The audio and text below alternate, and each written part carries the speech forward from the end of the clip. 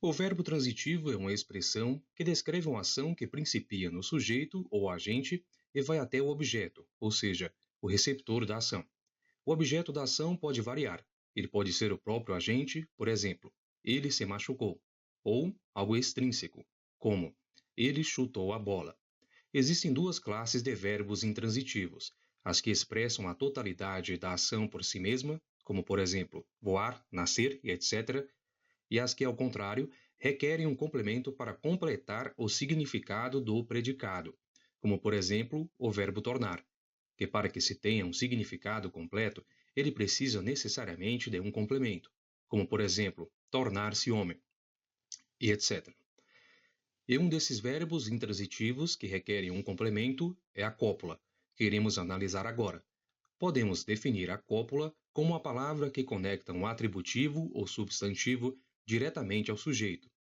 A pura cópula, ao contrário dos demais verbos, não expressa um atributo em concomitância à noção de tempo. Na gramática geral, em contraposição à gramática especial, esse verbo é classificado como uma palavra sincategoremática. Iremos falar mais sobre ela em futuros vídeos.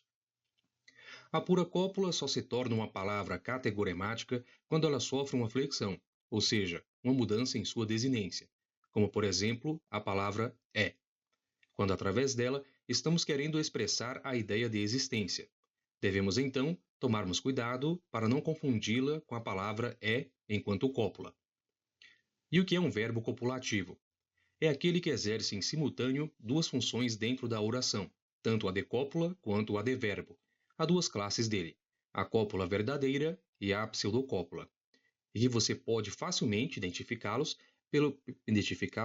pelo conteúdo que o verbo copulativo está expressando. Por exemplo, na oração, os homens ficam com medo. Notem que o verbo ficam exerce dentro da oração tanto a função de cópula quanto a de verbo.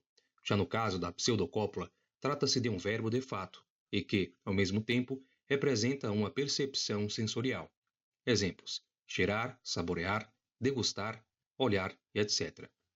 E para finalizar o assunto dos verbos na gramática geral, irei explicar-lhes as formas verbais nominais. Existem três delas: o infinitivo, o particípio e o gerúndio. As formas verbais nominais são similares ao verbo definido anteriormente, mas com apenas algumas distinções. Ele não só expressa um atributo juntamente com a noção de mudança, como também indica o tempo verbal em que ela se sucedeu. E também, ao contrário do verbo em si mesmo, a forma nominal não faz afirmação e, ao mesmo tempo, não expressa modo.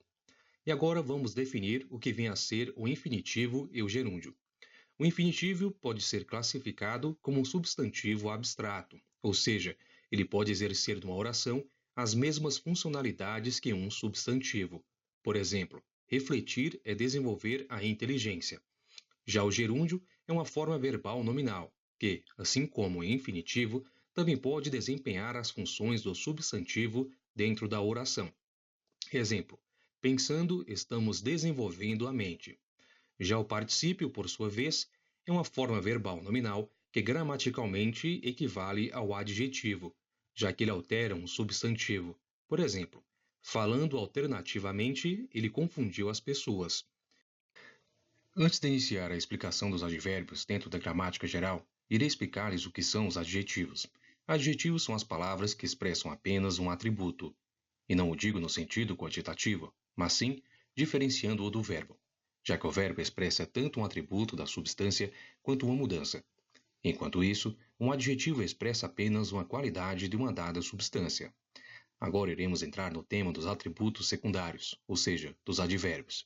Segundo a definição do Trivium, os advérbios secundários são como atributos de atributos. Por exemplo, o fulano come lentamente.